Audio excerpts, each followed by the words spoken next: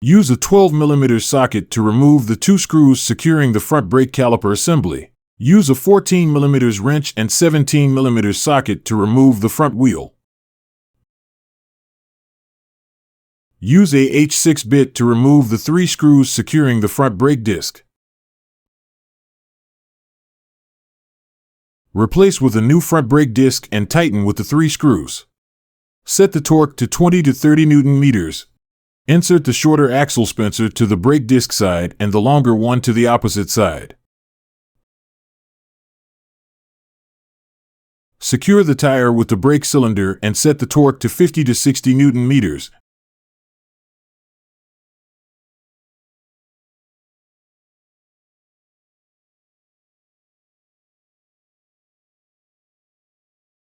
Install the rear brake caliper assembly with the 2 screws and set the torque to 20 to 30 Nm.